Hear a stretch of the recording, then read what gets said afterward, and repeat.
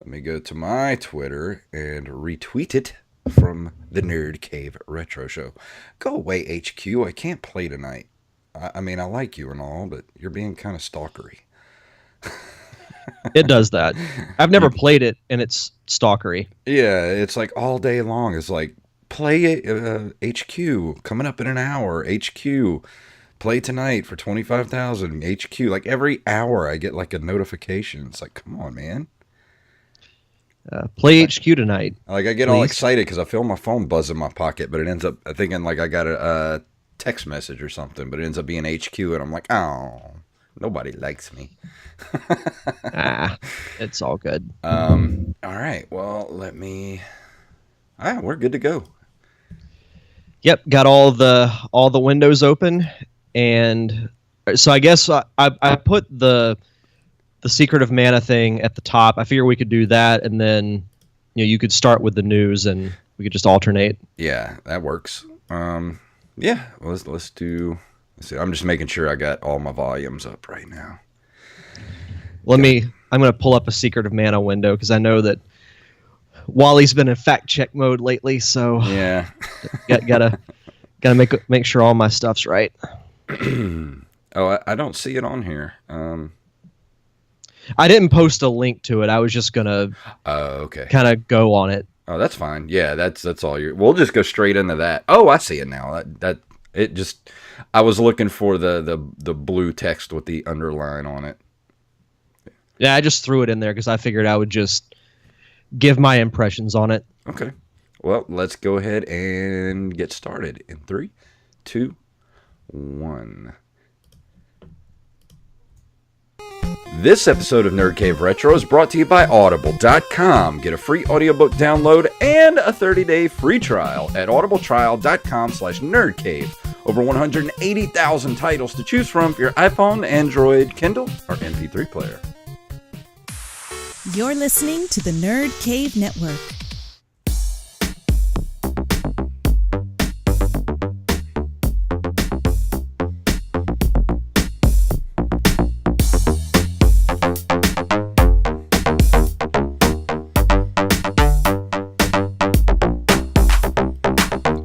Greetings, programs, and welcome back to another edition of the Nerd Cave Retro Show. My name is Jason Robbins. And I'm Derek Diamond. It feels like it's been forever since we've been here, but actually, we recorded. To everybody else, it was all normal, but to us, we haven't been here for 2 weeks. It feels like a lot longer, doesn't it? Whenever we do this, it feels like it's been a month since we've done an episode, like actually a live one. So Well, it's just been one of those weeks where, the past 2 weeks has been so much news happening, and I'm just like, we've got no show to do. Yeah, that's usually how it goes. But we've both been pretty busy. So why don't you tell everyone about your fun trip that you went on? Whew, boy. I went to New Jersey last weekend for the Hang On to Your Shorts Film Festival to represent Monsters Anonymous. And for everyone looking on the Twitch stream or YouTube right now, boom, boom, boom, boom. Look at that. Isn't that pretty? Brought home some hardware. Check that out. Best Ensemble. That's Monsters fantastic. Anonymous. So we won for Best Ensemble, and Brian O'Halloran won for Best Actor in a Comedy. And I got to see Ming Chen while I was up there, and Mike Zapsik from Comic Book Men. And Ming Chen actually remembered me, which was cool because I met him at Pensacon a couple of years ago, and he was asking me how my house was doing because I was like, what do you mean? He was like, oh, I saw on Twitter that the tornado hit near your house. I was like, oh, yeah. It's like, the house is good. 3 Alarm Comics didn't do so well, though. But he's going to be down here for for Free Comic Book Day at 3 Alarm Comics in next week.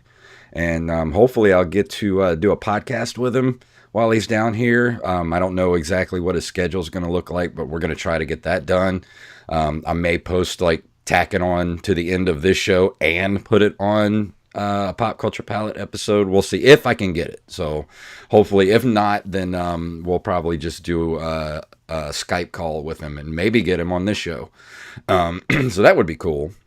But it also got to hang out with our Nerd Cave Retro alumni, Mr. Joey Image. Got to hang out with him for a few days, and we did a lot of cool stuff, man. We went to the New Jersey Toy Convention, which was awesome, and let me tell you, the prices on the retro games up there at that toy convention, and we went to a place called, what's it called? Retro. Damn it, I don't have it right in front of me. It was the retro gaming shop we went to up there, where I got I got Super Mario Brothers 3 complete in the box for $40. And they had some really good prices there. And I talked about it on the Pop Culture Palette Show with Joey this week about how we were in that store, and I was standing in front of this glass case where like they had all these complete in box Nintendo games, and I was like, I could buy all of these if I wanted to. So I stood there for like 30 minutes, just like a statue, frozen, trying to, going through my head, like, which one do I get? Do I get the Metroid Classic series box in the box, or do I get Mario 1, 2, or 3? Do I get, Dr. Mario still in the box, POW still in the box, like all these great games that were in the box. So I had to ask myself, I was like, what is the one game, if you could have one game complete in box, what would it be? And it came, my first answer was Super Mario Brothers 3. So I was like, that's the one I'm going to get. Yeah, from the pictures you sent me and the ones I saw on your Facebook and Instagram, looked like you had a great time. I was especially jealous that you got to go to the secret stash, because ever since watching Comic Book Men, that's somewhere that I've always wanted to go. And kind of going back to the whole Ming Chen thing, I'm sure if his schedule allows it, he'll do it. He's a super nice guy. He's been on my show before, so love to have him on Nerd Cave Retro. And speaking of Joey Image, he's actually in the chat room right now. Wave to Joey. Hi, nice. Joey. Hi, Joey. Hi. But yeah, it's called Digital Press Retro Gaming in Clifton, New Jersey is where it's at. So if you're anywhere there near that town, Clifton, New Jersey, it's in the north east quadrant of New Jersey. So go, if you're a retro gaming fan, head over there. They have really good prices at that place. And like I said, we went to the New Jersey Toy Con. We went there. We went to this other place that was kind of like an antiques place, but it was like 90% nerd stuff.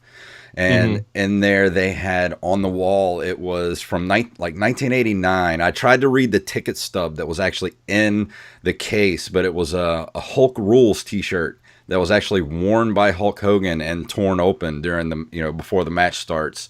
And the ticket for it was like 1989, and I couldn't read where it was at on the ticket, but I was like, man, I would love to have that too. It was such a cool place, and yeah, we had a ton of fun, man. And the Hang On to Your Shorts Film Festival is awesome. Wish I could have stayed longer, but I was up there for almost 4 days, and I talked to Mr. Steve Wise, and I don't know if I should be saying this, but, I told him that he should submit survey to the Hang On to Your Shorts Film Festival, and I talked to CJ, who runs the festival, about when the submission date starts for it to let me know. And he said it was already up and running, and right now it's super early. So the earlier you get in the festivals, the cheaper it is. So it's probably super cheap right now. I told Steve to go ahead and submit it, and he did. So hopefully we'll get in, and I can make another trip up next year. Fingers crossed. I may have to stow away in one of your guys' luggage if you guys do go. So you hear that, Joey? You might have a house full next year. No, that's fantastic, and congratulations on the awards. Anyone who hasn't seen Monsters Anonymous yet should definitely go watch it. I'm not saying that because I'm friends with you and Wally, but it's actually a really well done, really funny movie. So yeah, definitely go check that out. Well, it's kind of hard to watch right now. I had to make the hard decision to actually take it offline for a few weeks because of some of the bigger festivals have really stringent rules as far as submissions and stuff. So if anybody wonders where it's at, that's why it's we had to take it down for a while. It will be back up, but we just had to get some things straightened out first. So I didn't want to get disqualified from anything just because we had it for free online. So that's why it's not there. But whenever it's available again, till it's available again, we'll let you know. But how was your 2 weeks? Very busy. I told you this the other day, but Saturday was the first off day I've had in, I think, 17 or 18 days. Wow. So it's been, yeah. So I've been very much enjoying my downtime. Been playing. I've actually gone through and started playing the old Zelda Game Boy games again. I beat Link's Awakening not too long ago, so I'll do a review for that soon. Playing through Oracle of Seasons, which was originally on Game Boy Color. Other than that, kind of, I know what I'm going to review next. It's not going to be one of those games, but I'll announce that at the end of the show. But, just trying to enjoy some downtime. Finally put out the audio version of the Survey podcast that we did I saw a couple of months ago. So I finally get to listen to it tomorrow while I'm at work, so I'm excited. Yeah, I released part 1 this past week. Part 2 will be out on Thursday. So awesome. Yeah, just been really busy with work and just trying to enjoy the weekend of a downtime. Absolutely. Well, let's on that note, let's go ahead and move. We got a lot of news to cover this week, so we do. Let's go ahead and move into it for this week.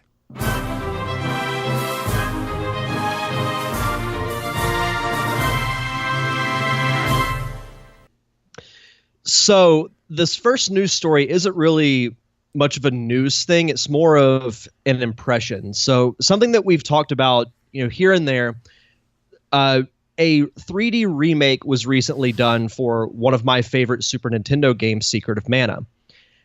I was skeptical about it at first because I'm not against remakes, but they're usually not as good as the original version. Yeah, kind of like the Chrono Trigger thing done not pretty recently that we've talked about. Yeah. So, it came out recently. I don't remember exactly what day it came out, but I've been debating getting it.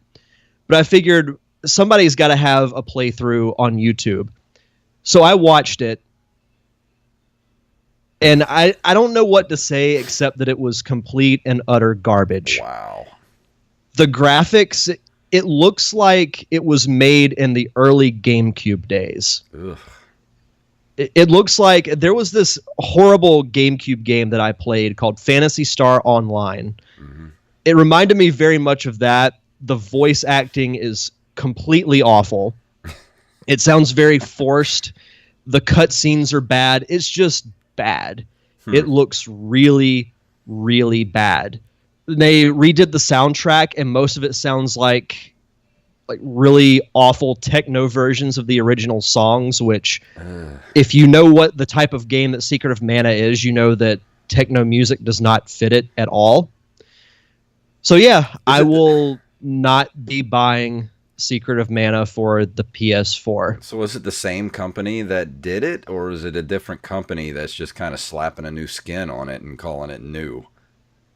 Let me look that up real quick, because the Wikipedia thing doesn't really say. And every review I've read pretty much says that it's awful. Well, that sucks. This doesn't say. Kotaku.com says the Secret of Mana remake makes a great game worse.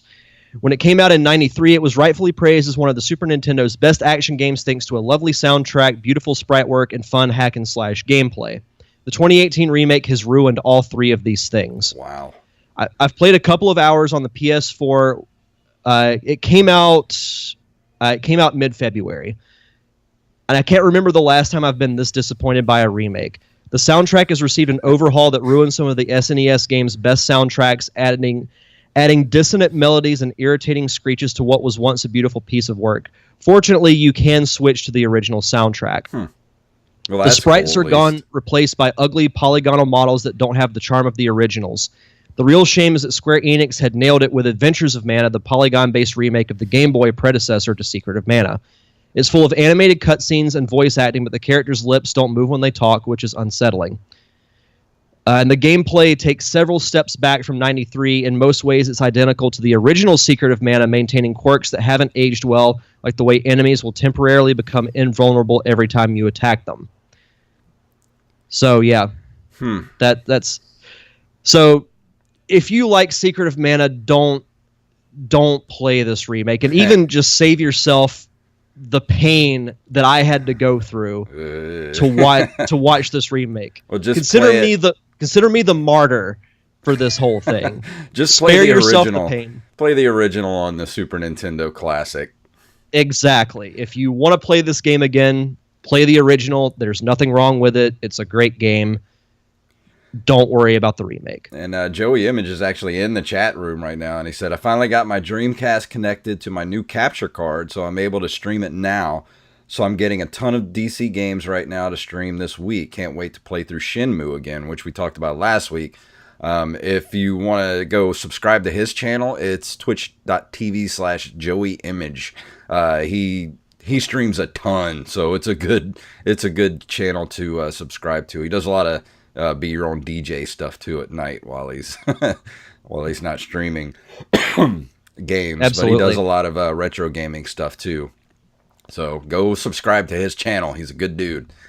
Our next story is from NintendoLife.com. SNK is releasing a Neo-Geo Classic Edition to mark its 40th anniversary. It announced that it will be jumping on the Classic Edition bandwagon with its own new system, which will come preloaded with the beloved Neo-Geo titles. For those who don't know, the Neo-Geo was SNK's high-end home system from the 90s, which delivered arcade-quality gaming at eye-watering prices. And they are not kidding.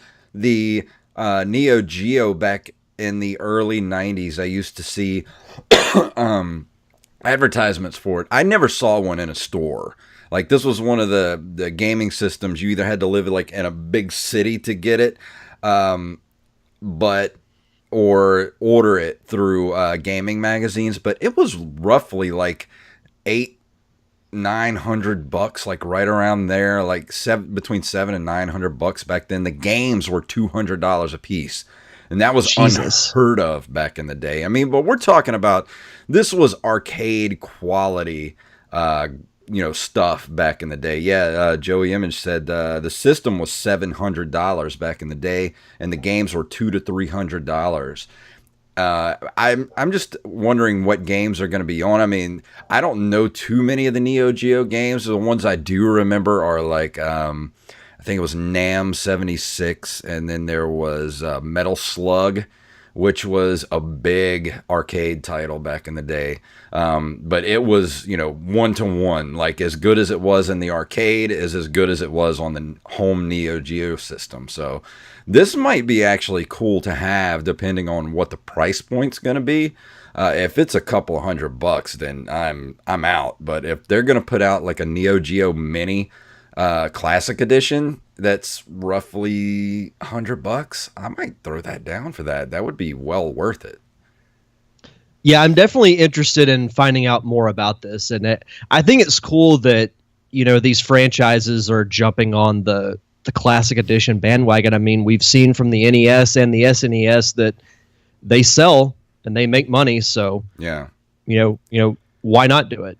Yeah, and he said the games were the size of VHS tapes, and I remember that too. I've only actually seen like one Neo Geo cartridge in my life, and it was like huge.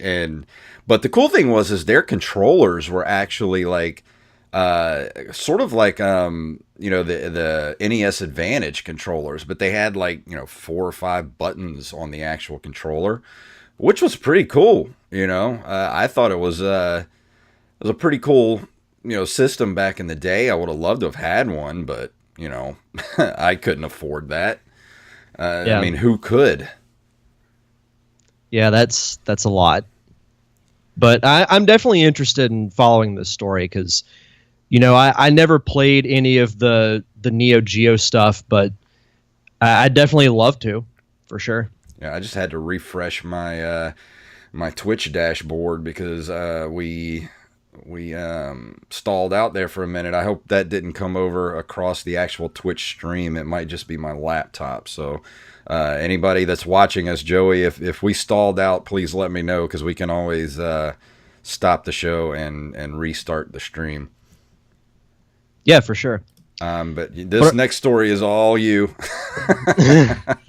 So this next story also comes to us from NintendoLife.com.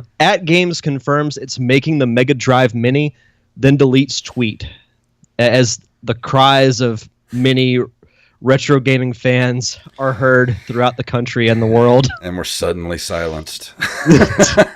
Think you knew exactly where I was going with that. Yesterday, it was revealed that Sega is bringing its own Classic Edition system to market in the form of the Mega Drive Mini.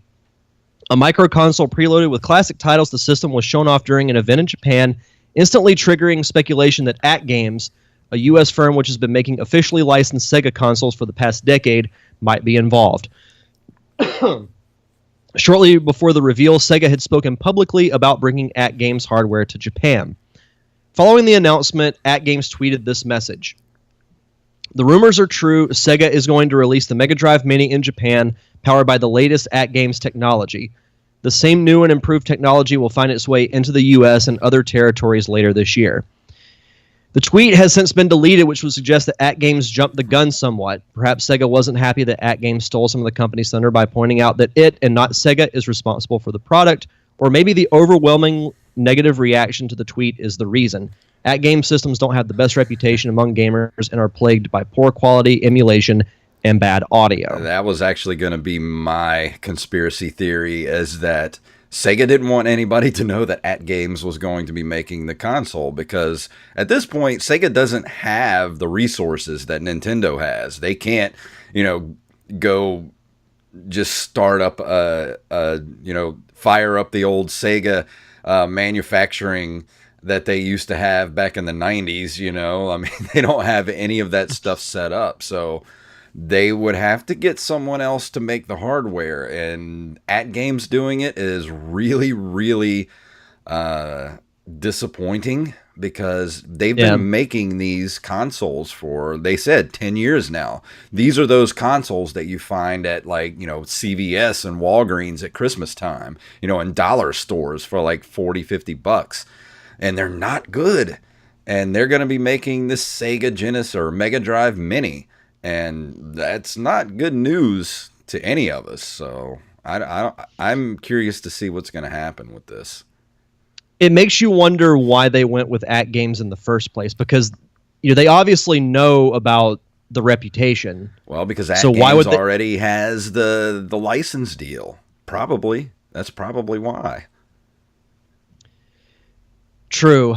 I just wonder, if they didn't want people to know, I mean, what would they do when the system came out? Just not attach their name to it? I don't know. Which would have been hilarious if they had done that. Wow, it's so crazy. But, I mean, we're going to keep our eye on this story very closely over the next couple of months. So, yeah. I will, for the listeners, I'll keep both my eyes on it. Yeah. From Engadget.com, the cult classic Night Trap comes to Switch. This is we talked about the documentary for the Night Trap 25th anniversary, which you can find on YouTube right now. If you weren't able to get your hands on one of the 5,000 copies of the campy horror game Night Trap for the PS4 last August, fear not. Limited Run Games announced on Friday that it will be releasing the cult classic once again, this time for the Nintendo Switch. Nightwatch was a full motion video game for the Sega CD released in 1992. Why did they call it Nightwatch? It's Night Trap. Sorry, I should have read ahead a little bit. You play as a special agent who must remotely watch the house's surveillance feeds and spring traps on the blood-sucking interlopers. This is the game that caused a bunch of hullabaloo back in the 90s, where it actually went to Congress because of game content. Is it safe for kids? We got to protect the children. So that was when the ESRB was created. This was actually one of the games that was brought up in Congress, and it's pretty tame. But even back then, it was kind of tame. But they kind of used a lot of it out of context when they did the Senate hearings or whatever about it, or the congressional hearings. And it might be, I actually might go ahead and pick this up just for the nostalgia purposes, because I did play this a little bit back in the day. Actually, I had a friend of mine that had a Sega CD, so I might pick it up. I don't know. I'll see. I'm not gonna lie, I'm really thinking about it. I probably just will. Because I'm just curious to play it. Like, I'm curious enough to where I would actually put the money down, and I would play it. I think it's kind of cool that they're actually releasing, an anniversary edition of this game for the Switch. It just kind of depends on how much it's going to be. I mean, if it's like a $10 or $15 game, I'll pick it up. But if it's like $20-$30, I'll be like, that's a little too much. Yeah. I had no idea that this is one of the games that created the ESRB. Yeah, the ESRB. ESRB. So this last story is all yours, my friend. I figured you would like this a lot. I feel like you threw this in there just so I would read it. Yes, I did. but that's okay because I enjoy it. This last story comes to us from Reddit, one of my favorite sites on the internet. The Wizard, and it's been a while since we've mentioned this movie, to get a bare bones mod Blu-ray release. And the actual article has a little frowny face emoji next to it, which is pretty fantastic. The Wizard, the 1989 video game / Nintendo sponsor advertisement film starring Fred Savage, will be released on Blu-ray on May 15th. It appears this is going to be a bare bones manufacture-on-demand release with just the movie on the disc. Universal Studios has never given this film any love, even when it was released theatrically in '89, and according to the director Todd Holland, there's about an hour's worth of deleted scenes that have never seen the light of day. I've been trying to drum up some interest to see if maybe Shout Factory could release a 30th anniversary director's cut next year. God, that's insane to think about, that next year is going to be the 30-year anniversary of this. Oh, and this was written by I Used to Have Ambition on yes on Reddit, and he said, if anyone here likes that movie, maybe you could help a fellow retro gamer out and tweet at Shout Factory, and Todd Holland at Todd Holland 3 that you'd like to see a proper release. I was thinking about actually doing this because I know Shout Factory buys up a lot of movies that don't get a lot of love, and they'll put out DVD and Blu-ray releases of stuff. So I would love to see like a proper Blu-ray treatment for this movie, because I loved this movie as a kid. I still love it. I don't care what anybody thinks. I love it. Let me throw this out there. If they will do a Blu-ray release for the Super Mario Brothers live action film, they can do a Blu-ray for The Wizard. Yeah. I'm just saying. I want to throw this out there because people were commenting on this article, and this is actually something I kind of thought about it, but just now really thinking about it. This is from Joey Jojo. It bothered me so much that Jimmy knew how to find the first warp whistle in Super Mario Brothers 3. Nobody ever saw the game before. How did he know where it is? And somebody wrote, it's just poor writing. It said another guy that I Used to Have Ambition wrote back. He said, it could have been explained in a deleted scene, but if they never get released, we'll never know for sure. It's possible. Yeah, this guy's fighting the good fight. Yeah, I like it. I like this guy. I might have to tell him that we're behind him 100%. I wonder what else Todd Holland has done. I should try and get him on my show. I don't know. It would even be just to talk about the Wizard. That'd be awesome. You should check into that. Yeah. I'll let you deal with that. If you can get him on this show or your show, I would be much a happy man, a happy boy. Why not do both? Why not both? Yeah. Why have one when you can have both? Exactly. Well, let's go ahead and do this month in video game history. In 1987, April of 1987 to be exact, Russian Attack was released for the NES. It was originally released in Japan and Europe as Green Beret and is a run-and-gun arcade game released by Konami in 1985. Never heard of it. I have an actual copy of Russian Attack, but I can't get it to work. No matter how much I clean it, it will not work.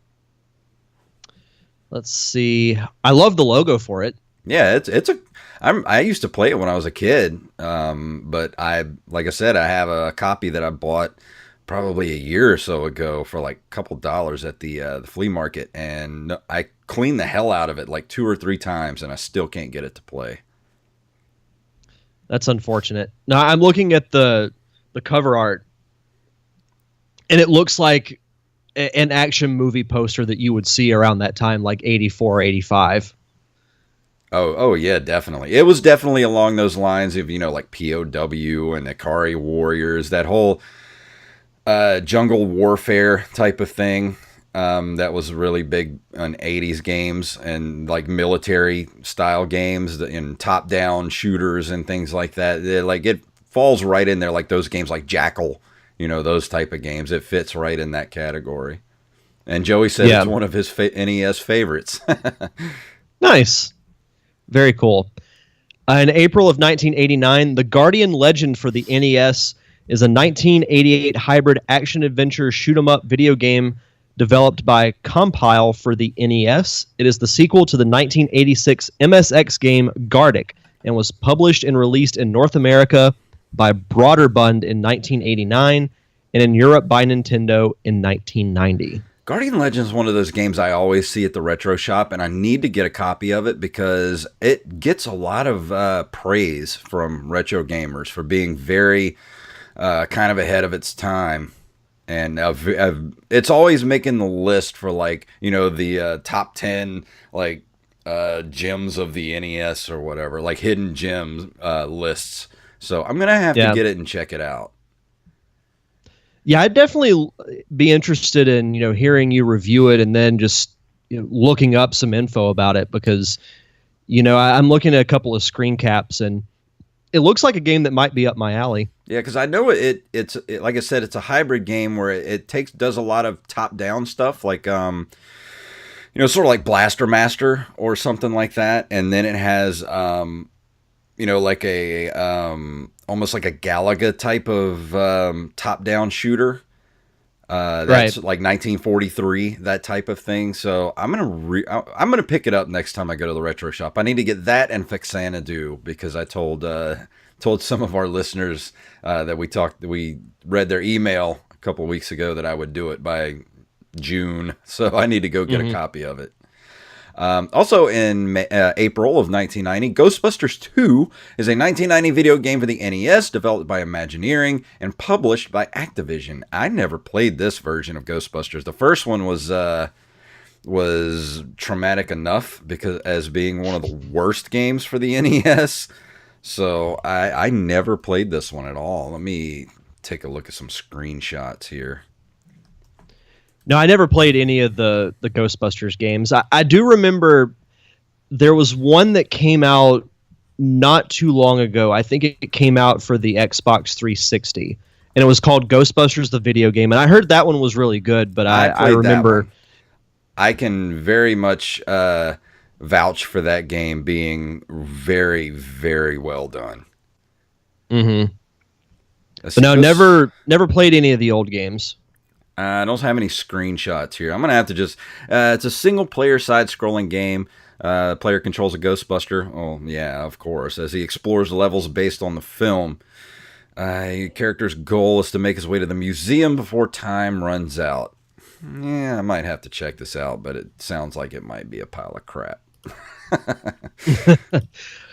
In April of 1995, Full Throttle is a graphic adventure game developed by LucasArts and designed by Tim Schafer. The game was released on April 20th, 1995 for MS-DOS, Microsoft Windows, and Mac OS. And those of you who don't know who Tim Schafer is, he has made a lot of cool games over the last 20 years or so. And not only did he do Full Throttle, but he did Grim Fandango, Psychonauts, Brutal Legend, Day of the Tentacle, which I loved that game back when I was a kid. Secret of Monkey Island 1 and 2. So he's made a lot of cool games over the last 20 years.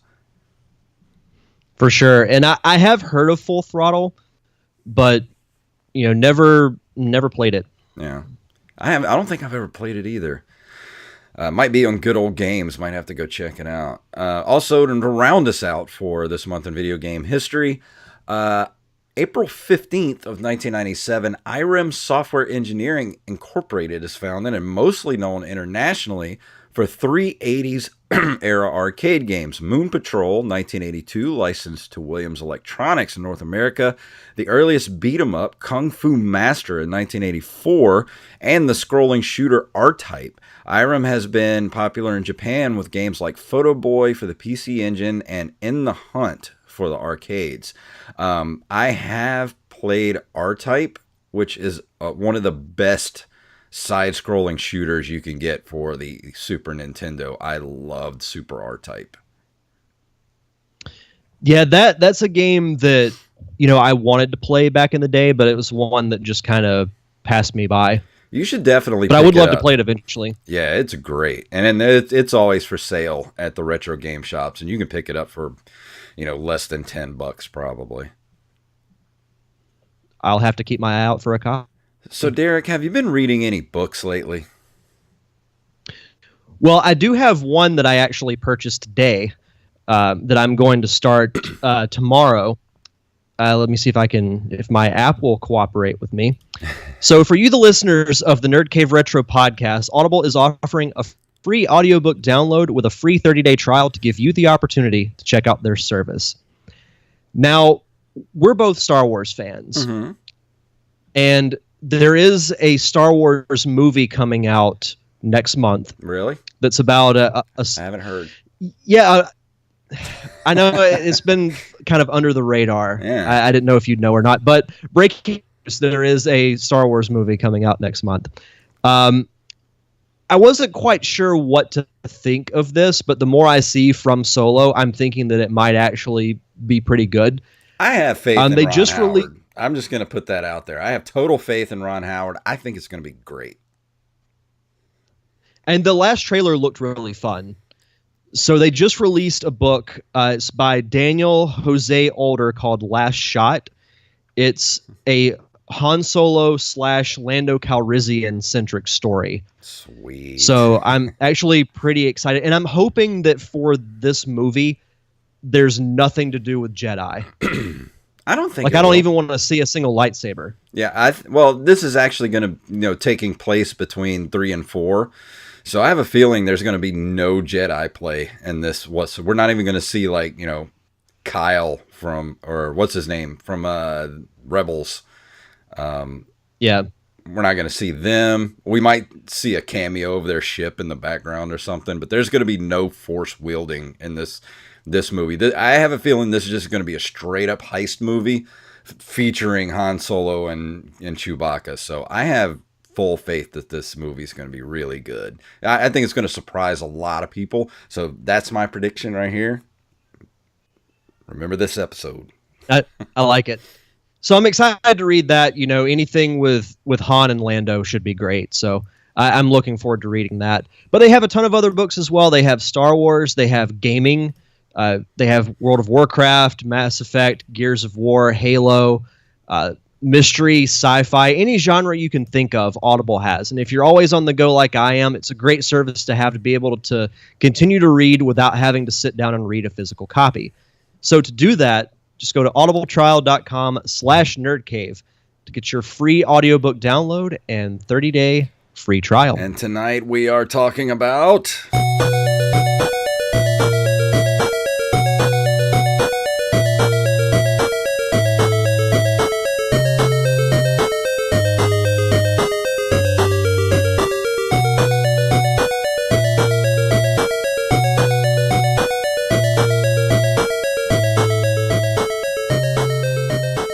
So I sent Derek a text the other night saying I couldn't remember what I said I was going to be reviewing for this week. So I was like, you know what? I did a stream of Friday the 13th about a week or so ago, right before I left for New Jersey. And I hated it. So if you want to watch it, you can watch it on my it's archived on my Twitch stream and my YouTube page. But I figured I would go ahead and talk about Friday the 13th for the Nintendo Entertainment System. I was going to save this game for Halloween Horror Month that we do every year on the Nerd Cave Retro Show, but I was like, you know what? I don't want to play this game again. This is the one with the guy who attacks kids in their dreams, right? No. That's okay. That's the other guy. That's the other LJN game that sucks ass. But Friday the 13th is a survival horror video game published by LJN. and developed by Japanese video game developer Atlus for the Nintendo Entertainment System. It is an adaptation of the Friday the 13th franchise. We're glad you could let us know that there, Wikipedia. The plot of the game, like, here's the thing. I hated playing this game the other night on the stream. I played it twice because you start out with 6 camp counselors, and there are different objectives you have to do, and you can actually switch between the camp counselors. And the way the game is set up is you have Camp Crystal Lake, and you have a map system, which I couldn't really figure out how the map system worked, but it shows where there are all the cabins around the lake, and then there's bigger cabins and smaller cabins, and then there's cabins actually on Camp Crystal Lake, or actual Crystal Lake, and you can switch between the camp counselors, which are in different cabins around the map. So what happens is you have these set of tasks that you have to do, and this is just from what I understand about the game. You have to go through the game, and you have to get a lighter, and you have to light all the fireplaces, all the cabins that have fireplaces. And once you do that, and all this comes from me doing research after playing the game, because I had none of this is talked about in the game at all. Like, you have to just figure all this stuff out. But for some reason, I am deeply fascinated by this game, and I don't know why. I think I may have figured it out, but we'll get to that later. But what you have to do, you have to go through and light all the fireplaces. All the while you're trying to do this, you light all the fireplaces so that you can get a torch, which does massive damage to Jason. And while you're trying to accomplish this task, Jason keeps popping up around the map or it keeps popping up on the lake, like the cabins around the lake, and you have to go, and he keeps killing children, and you have to go to that particular cabin to face Jason. And each time you don't necessarily get to kill him, but you have to avoid getting hit, which the controls in this game are not good. But you have to avoid getting hit, and you have to basically run him off by hitting him a bunch of times. With either you can upgrade your weapons throughout the game. You start out with just rocks, like you throw rocks. You upgrade to a knife, which you throw, and then you can upgrade to, I think later on you get like a sickle you can throw. And then, of course, you get the torch after you get all the fireplaces, which does massive damage to Jason. And if you can get the torch, then you can ultimately kill him. And you have to do this before he kills all the children, and or he kills all of your 6 camp counselors. If all your 6 camp counselors die, then you end up with a screen that says you and all of your friends are dead.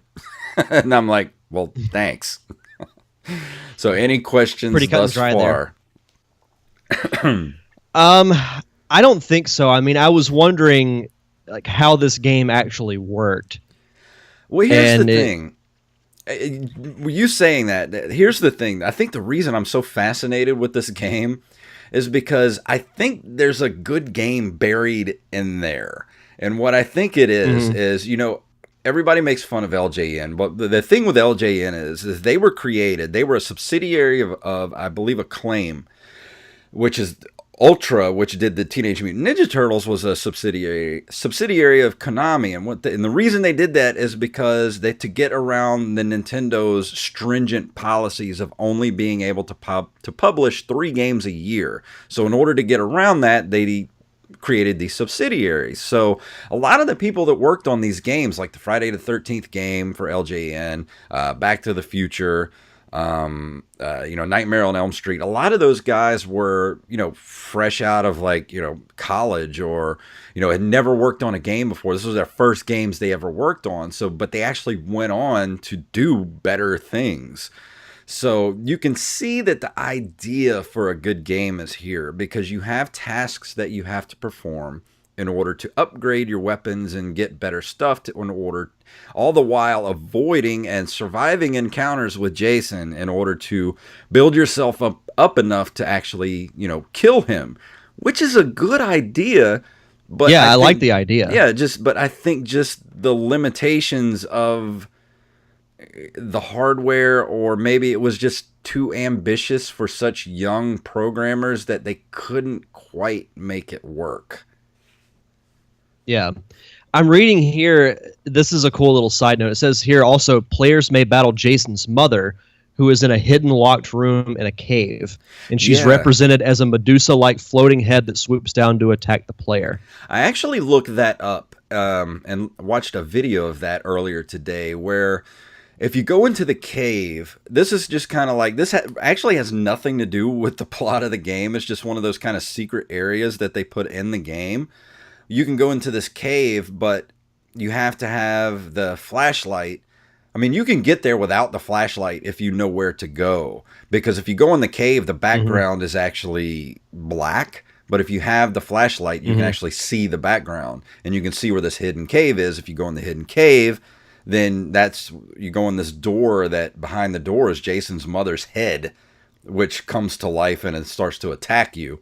And it's kind of like one of the Medusa heads in Castlevania, which is actually a cool touch to me. I mean, you could tell that the people that actually made the game watched the movies and they knew the lore behind the movies, which is more than I can say for like the Back to the Future game, because nothing in that game actually makes any sense as far as Back to the Future. But like I said, I actually think there's a lot of good ideas in this game. It was just not implemented correctly. And I feel like this game, playing it, like the controls are so clunky. The music is really good. Like, I was impressed with how much I actually like the music for this game. It's very moody and like kind of fits the setting.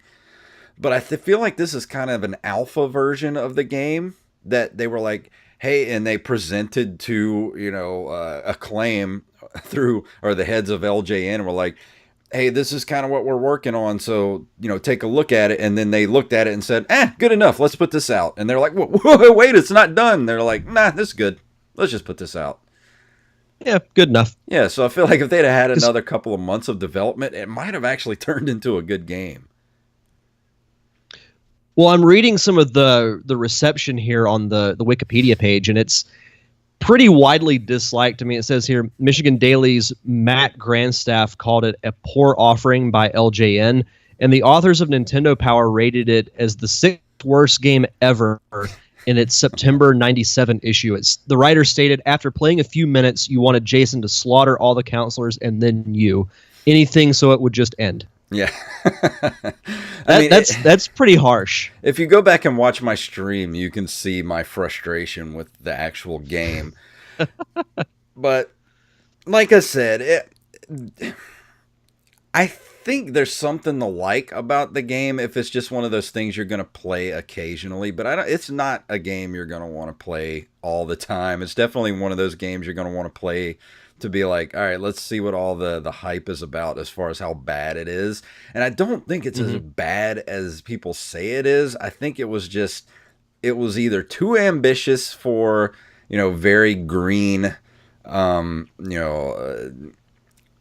programmers, or maybe they just had a lot of good ideas that they just didn't know how to implement properly. Because I think if you actually remake this game today, like on the PlayStation 4 or the Switch or whatever your gaming console of choice is, if you had a Friday the 13th game that came out, it was a 3D world, 3D environment, where you could choose between, you have 6 camp counselors that you can choose from and switch between, and you have to use each one's strengths and weaknesses to complete tasks, all the while being hunted by Jason Voorhees.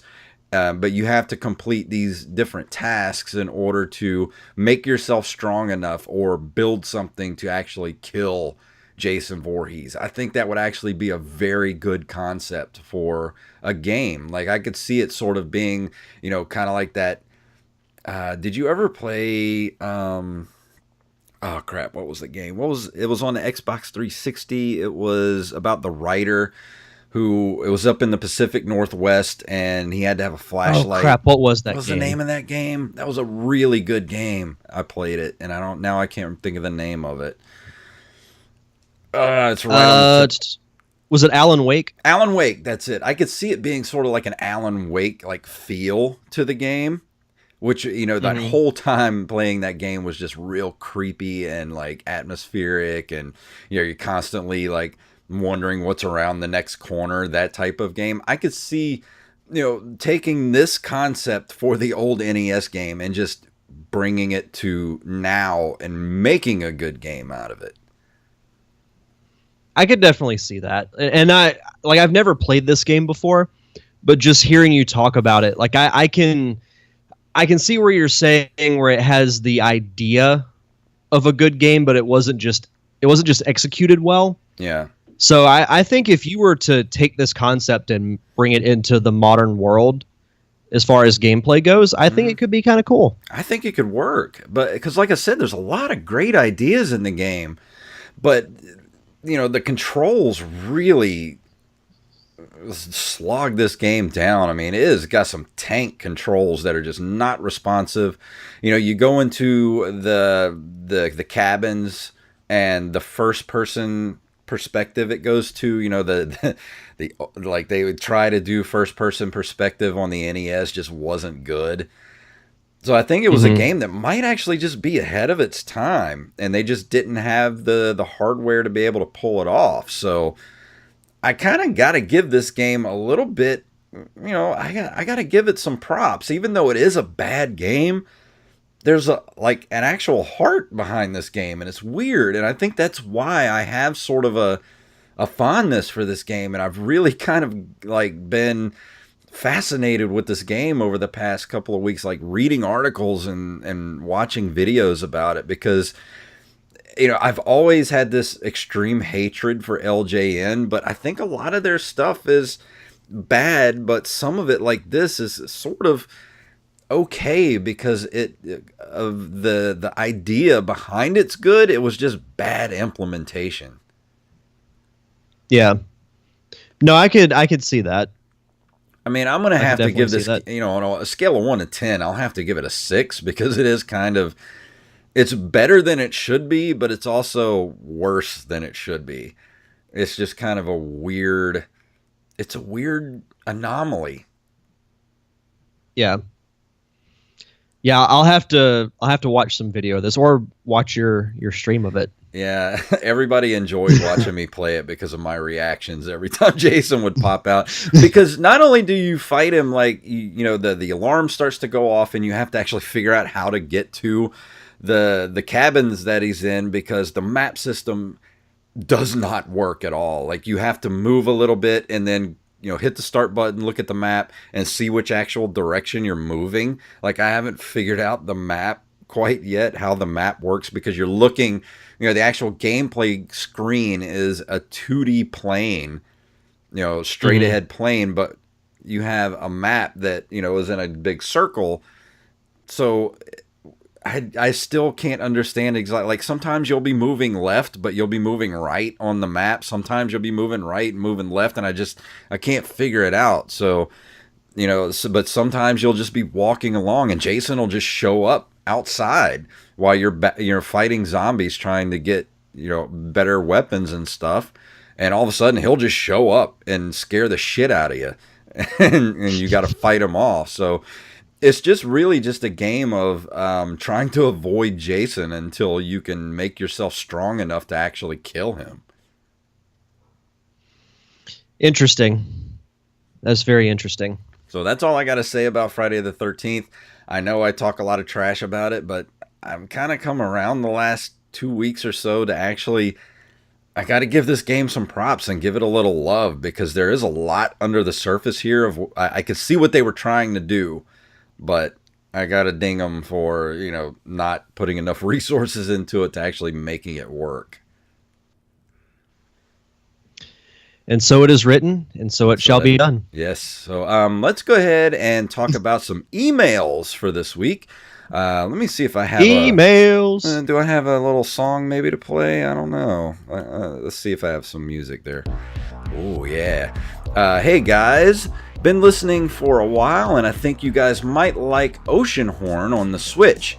It reminds me of a combination of Zelda, Link to the Past, Star Tropics, and Zelda Wind Waker. It's a 3D-ish game where you have to sail between different islands with dungeons, towns, and hidden locations. You get spells, bombs, arrows, but normally fight with your sword. You earn XP, but your character doesn't really level as much, as each level gives you new abilities, like upgrading your boat or letting you carry more bombs or arrows. Enemies drop coins, hearts, bombs, etc. Lots of puzzles to solve, lighting torches and pushing blocks. They bought it yesterday on the eShop. This was about a week ago for $15, and he said he played all day, stopping long enough to go to the grocery store and then jumping right back on. He's also been playing SteamWorld Dig 2, which is a good improvement on the first. Lots of fun, and the end sets up for another sequel, which I'm really interested in because I love the first SteamWorld Dig. Try it out and see if you like it enough to give it a mention. I will say the show only proves to me that I wasted my childhood, because nearly every game that one or both of you have never played or heard of, I have dropped way too many quarters into or spent hours in front of the TV on. If you ever have any questions on games, drop me an email. Thanks for making my Mondays at work a lot less boring. David P. Hagen. You're not the first person to say that about stuff that we've never heard of. Wally's always just like, what?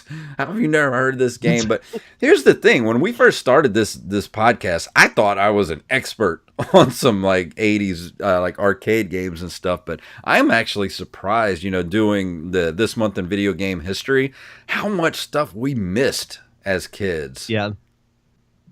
No, I totally agree. And I do want to check out this Ocean World game because it sounds like it's a game that's right up my alley. It sounds awesome, so I'm going to have to check it out. Yeah, he said Star Tropics. He said Link to the Past and Star Tropics. So that right there, I mean, you got my mind. Yeah.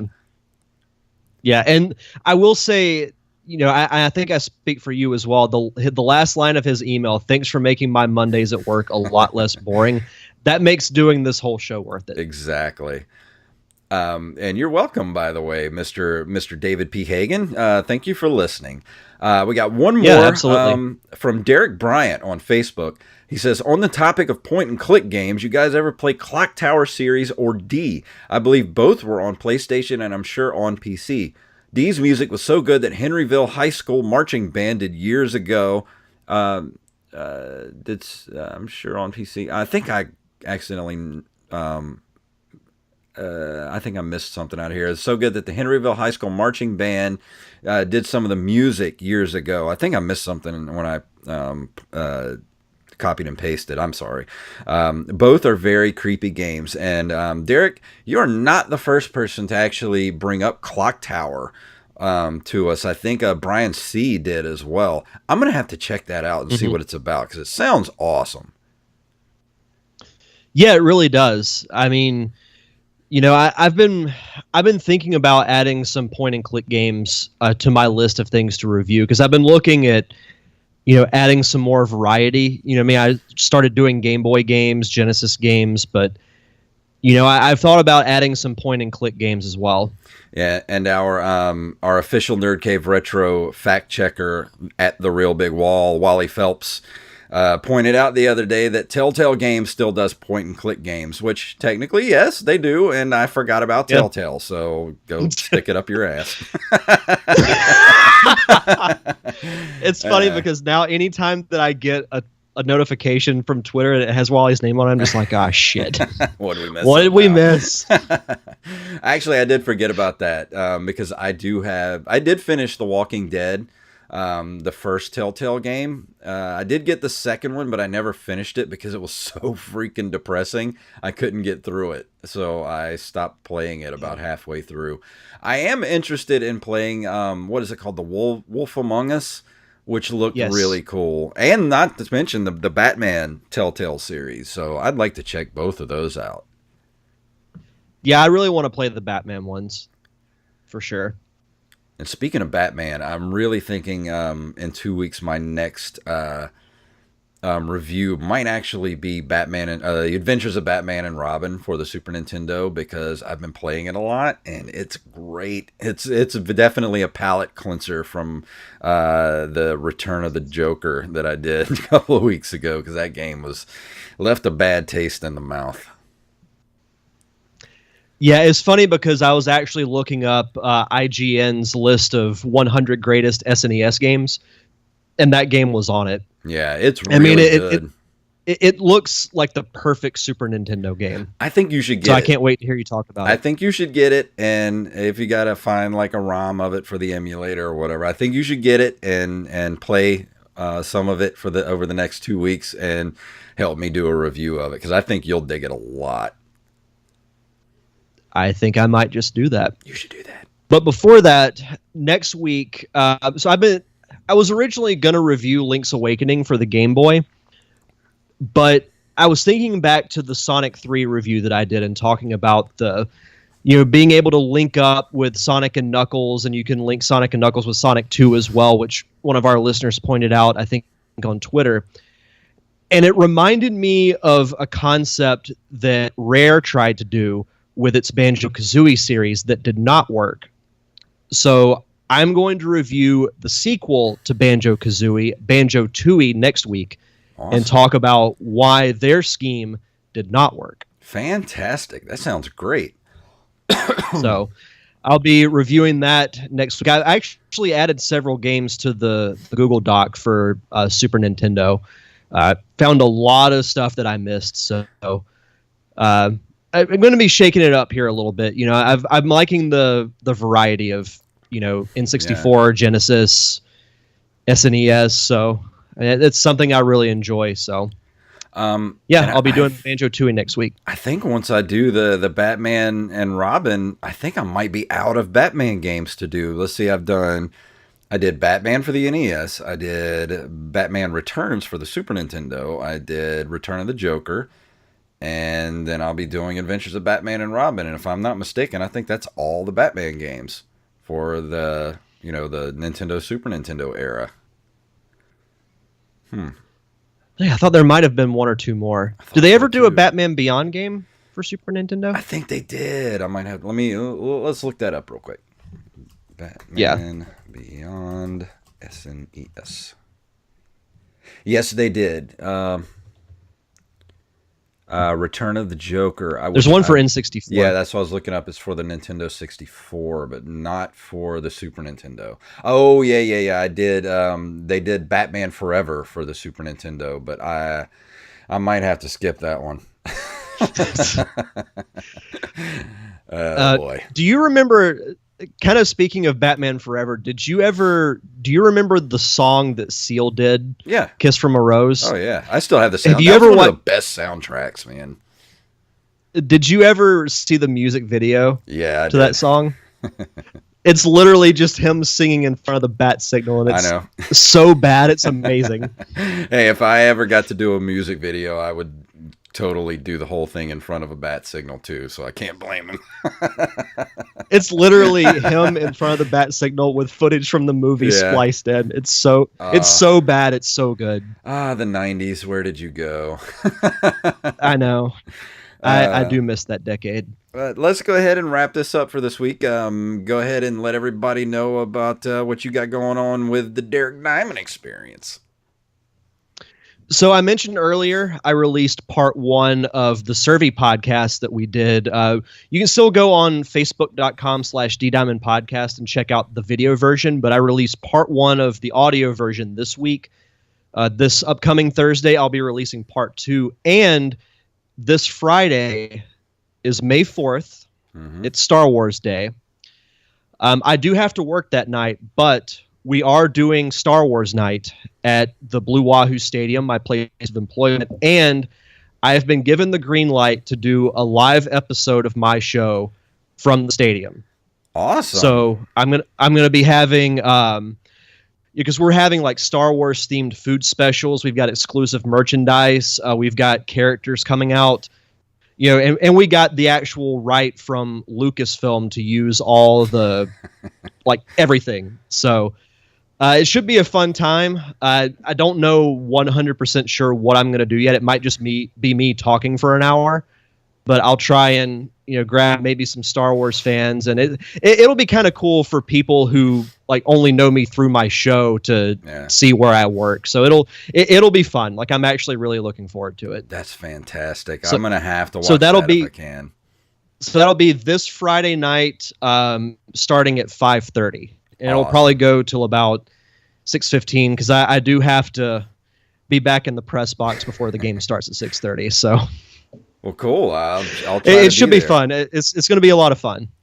As far as the pop culture palette goes, if you would like to hear my full testimony about my New Jersey adventure with Mr. Joey Image, and Mr. Stephen B. Scott is back in town for a couple of weeks. So he came back on the show the other night to let us know everything that was going on in Europe while he was gone, and what he has planned for the future. So go over there to pcpradio.com. We're at PCP Show on Twitter. And go check it out. It was a great show. So go listen to that. And I think it's time to go ahead and get out of here. What do you say? Sounds good to me. Go ahead and play our music. And if you would like to email us, you can email us at nerdcaveretro@gmail.com. We're at nerdcaveretro.com. We're on Instagram and Twitter at nerdcaveretro, at jfunktastic, and at Derek_Diamond. And we're on Facebook at facebook.com/nerdcaveretro. So Derek, please tell them what it's all about. May the way of the hero lead to the Triforce.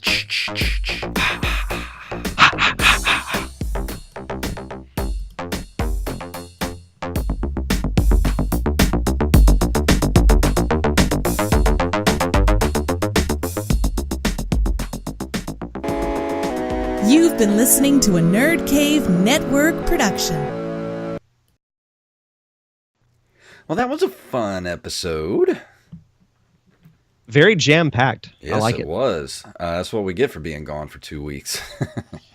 I know, right? But I'm going to go ahead and stop the stream for Twitch. So everybody that was watching at Twitch on Twitch tonight, we had quite a few viewers at a couple of points during the show. Thank you guys. And yeah, if you want to watch the whole episode, it's going to be on my YouTube page soon. So good night, you guys. We'll see you next week.